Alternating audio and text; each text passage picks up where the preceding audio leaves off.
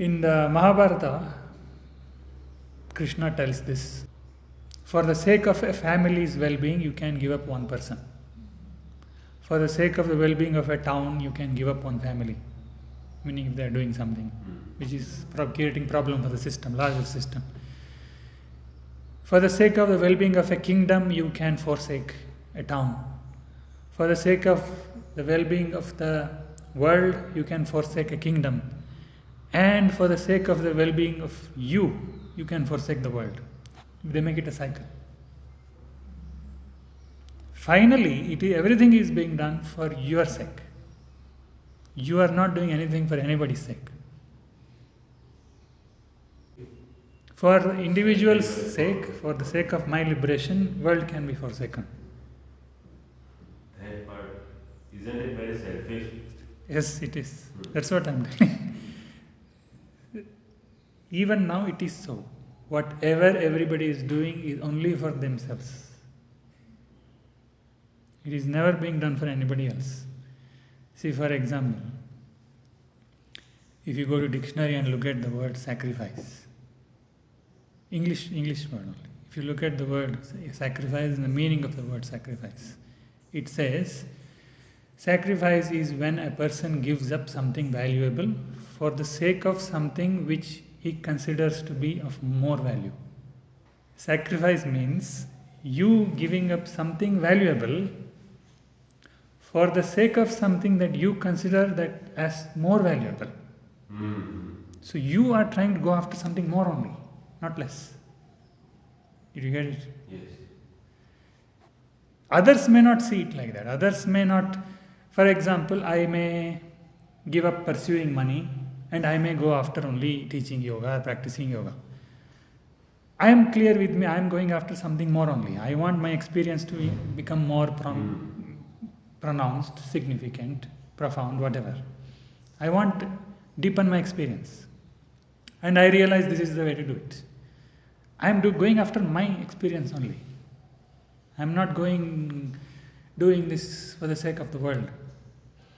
But somebody else looking at it for them it may look like, oh, he gave up money. That's sacrifice, that is great. They may say like that. But in my experience it is, I am going after something more only, not less. It may become subtler and therefore others may not get it. Others may praise me and that is fine, that is good. That will inspire them also to question, okay, what is it that they are going after? Why are they doing this? They may not understand and therefore that will challenge their present notion. They are going after money and they suddenly see people going after something else. That will raise a question in their head and that will inspire them to look, is there something more to life? That's fine, that will inspire them. But for the person doing it, there is nothing called sacrifice actually. Everybody is going after what they consider as the highest. But if I myself start talking about my sacrifices heroically, saying I sacrificed so much, it only means that whatever I went after, thinking it will enhance my experience of life, did not enhance my life. So now I would boast about what I gave up. I will try to somehow feel good about myself. It's a psychological trick. I will seek some moral points for myself. I will seek recognition, appreciation, and all that for my selfless sacrifice. But the fact is that no one is trying to undergo a loss. Everyone wants a gain only. If there are two babies, suppose you give one baby here, another baby here, that baby wants to come here. Why? Because It wants, human nature is that only. You want more. You cannot be in a lower state. So why people would remain low is they are not able to see. They are not seeing up, okay, there is something more there. If the moment they see it, they will go after it. But until they see, they will resist it. They will think this is it, I'll do this only. They may even criticize others who will do something else when they don't realize it is actually something better for me only. so Seva cannot be compulsorily karma yoga.